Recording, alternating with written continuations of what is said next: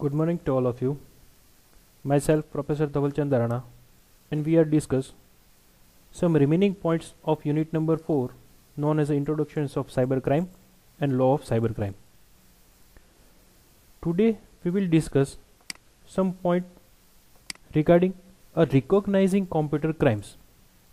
As previously, we will discuss so many things about digital forensics, incident response, cyber crimes, and different types of cybercrime as well as the classifications of cybercrime.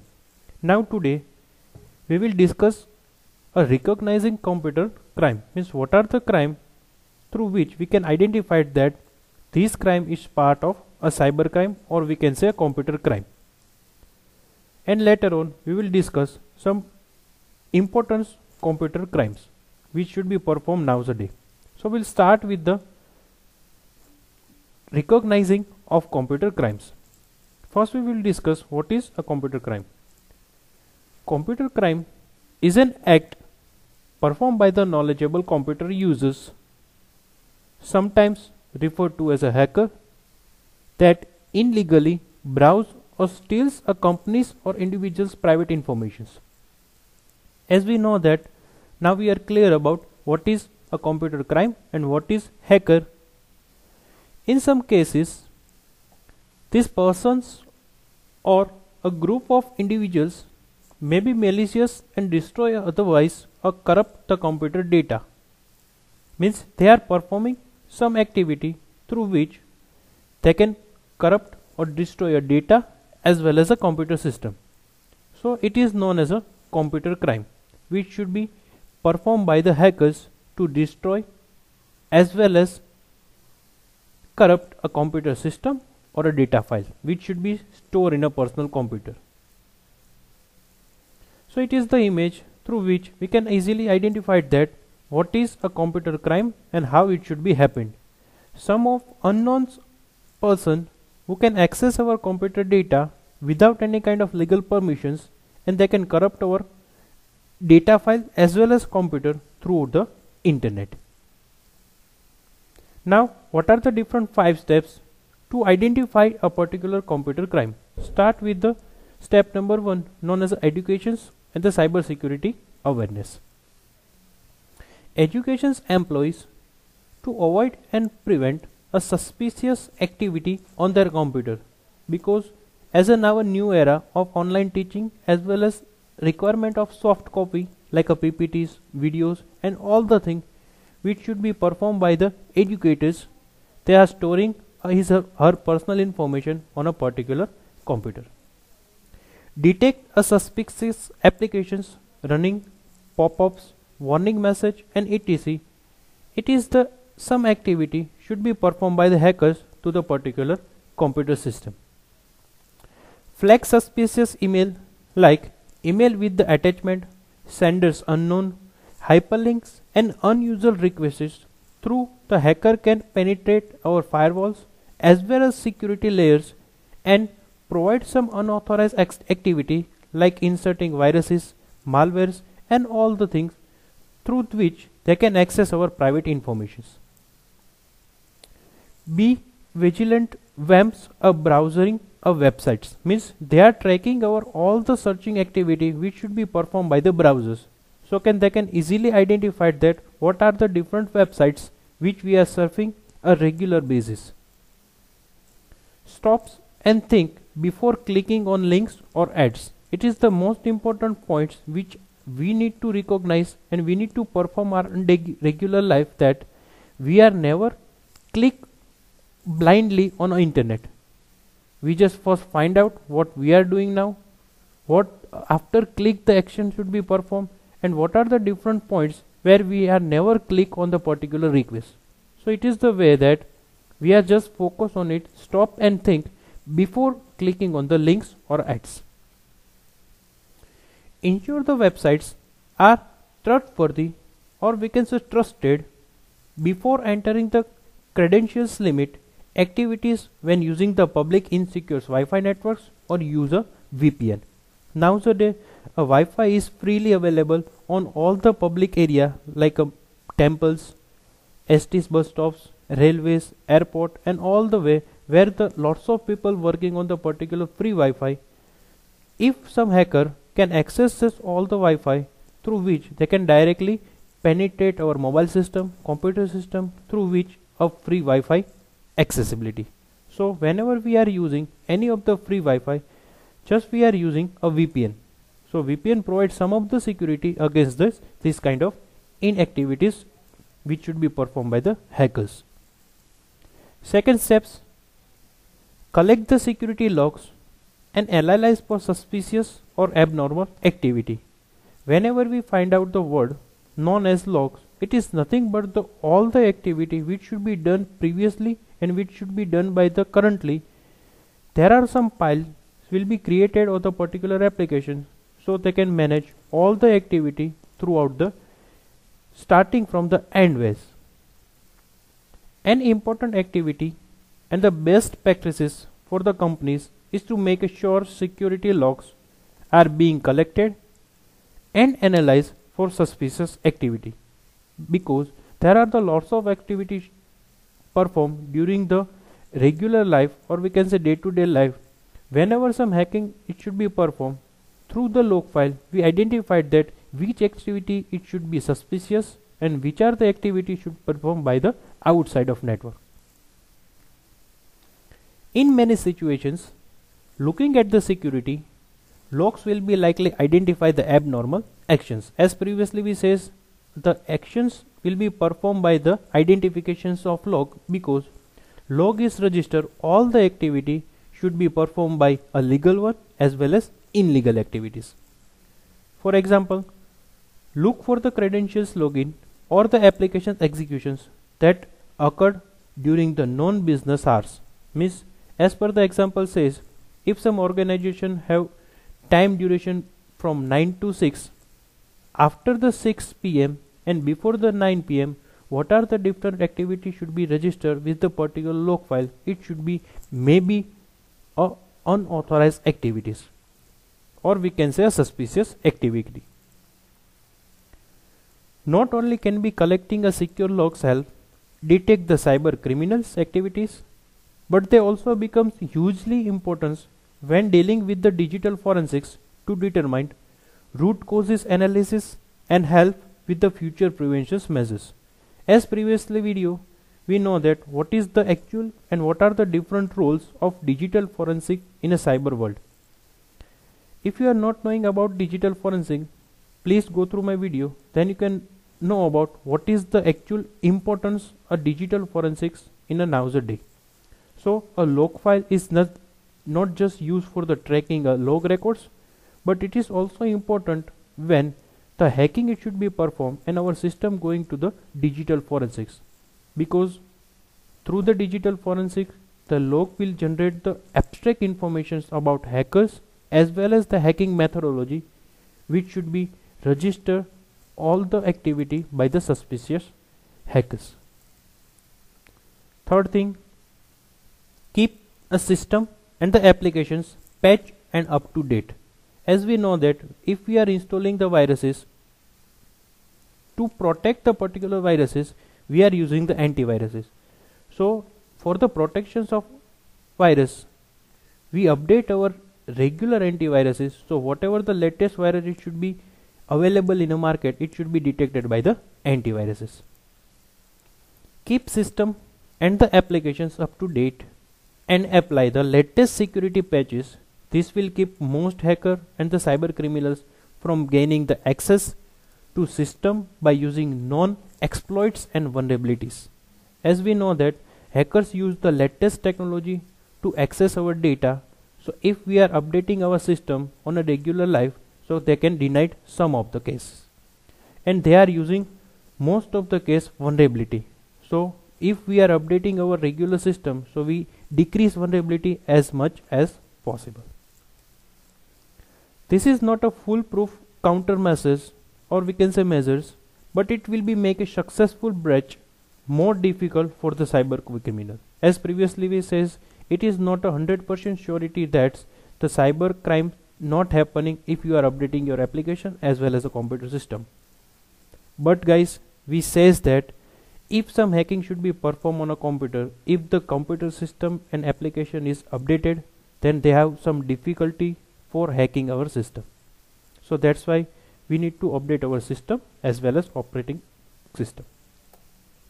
4 steps: use a strong passwords and keep privileges account the protects. Nowadays we are accessing so many accounts like a social networking, websites, emails and lots of accounts through which we can use some default password. If some hacker known about our default password, so they can directly access all the things which should be provided a default one. So that's why we require to know about the strong passwords, how to build it and how to protect our account through the strong passwords. When selecting a passwords, make it strong passwords, unique to that account and change it often. I will just focus on the things that changes often, because whenever we provide a password, if we are not changing and accessing regularly basis, that somehow they can monitoring our activities. So they can easily identify if the password may be a strong. So on a regular basis, on after every 15 or 30 days, we need to update our password.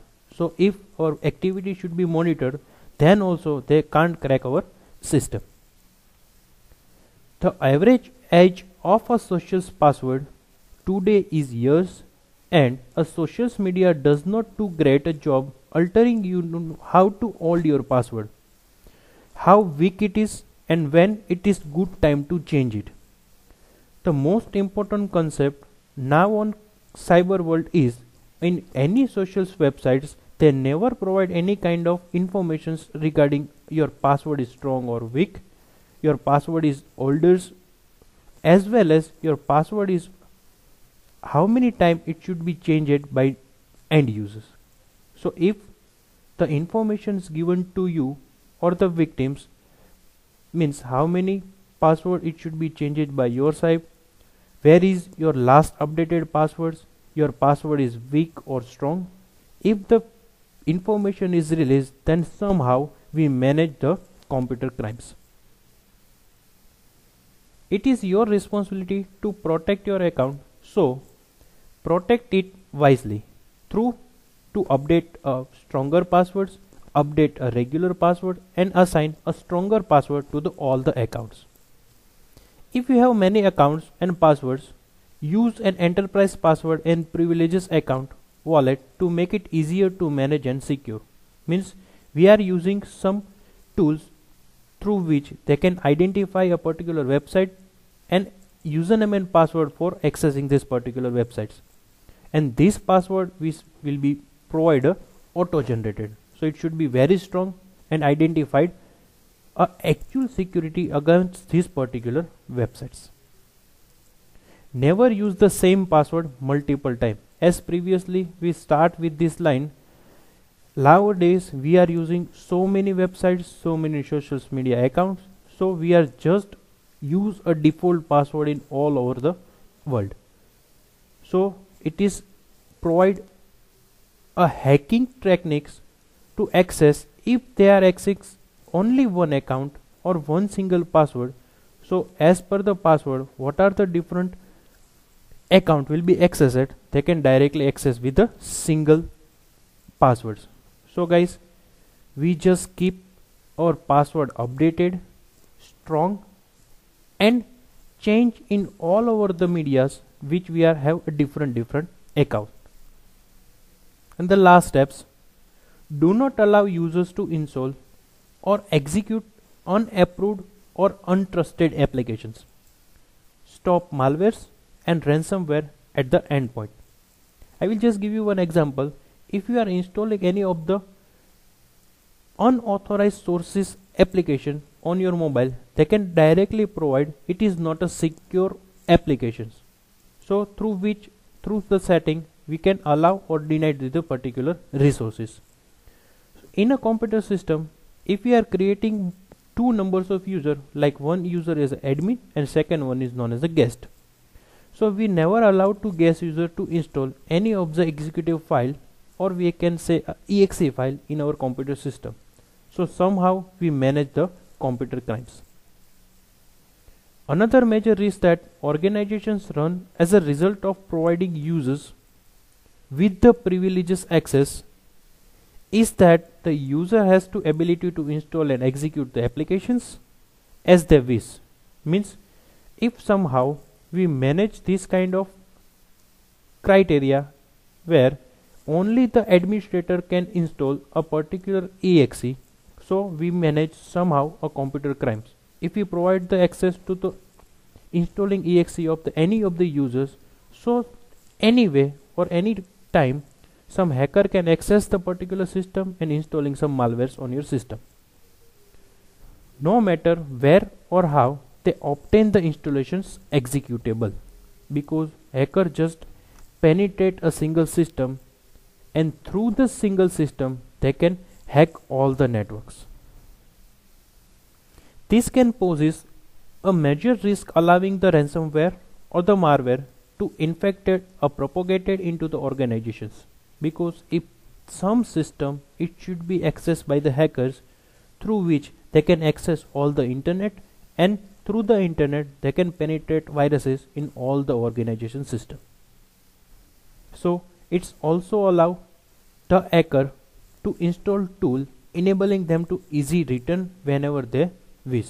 So we just provide the rights only the network administrator to install the executable file on a particular or the organization system.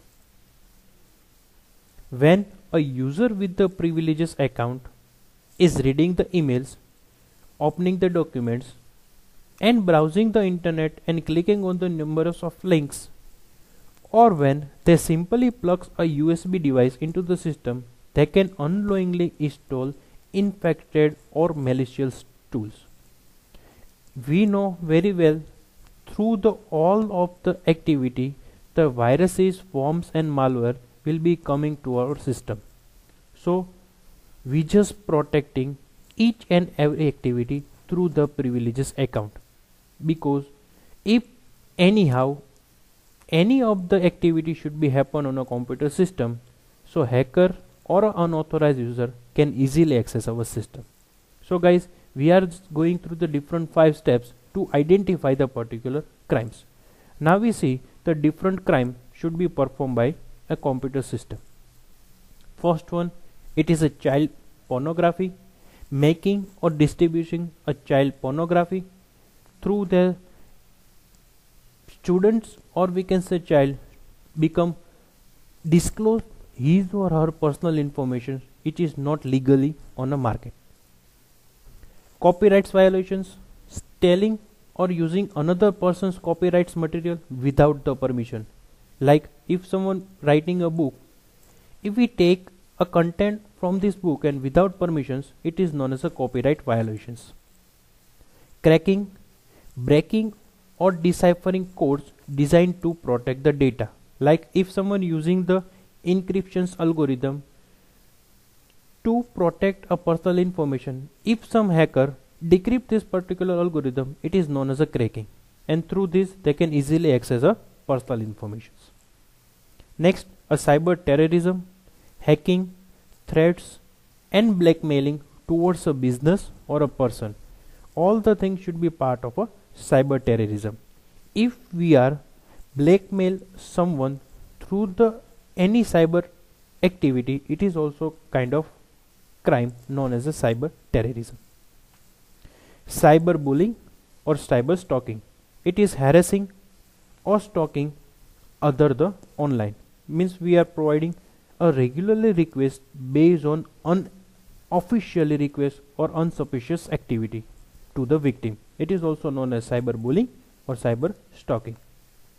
Next, cyber squirting, setting up a domain to another person's or a company with the sole intentions of selling it to them later at the premium price. Means we are purchasing any of the domain on a free hosting, through which if they want a company or the particular domains, we are providing a freeware domain under the particular hosting.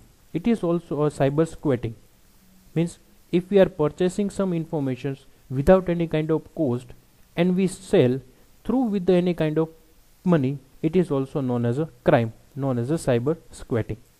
And the last one, creating malwares, which done by the smart engineers, writing, creating or distributing malwares, or we can say virus and spyware. If you are performing any kind of thing, if you are writing malwares, if you are creating malwares, or if you are just distributing a malware, it is one of the crime, or we can say it is one of the computer crime known as a creating malware. So guys, it is just the things which we are want to study about, a introduction about a computer crimes, what are the different steps against the computer crimes, and how to recognize a computer crime through the different 5 steps. At the end of sessions, we are identified different types of computer crimes. I think you are now clear about what is a computer crimes and what are the different computer crimes available in a current market.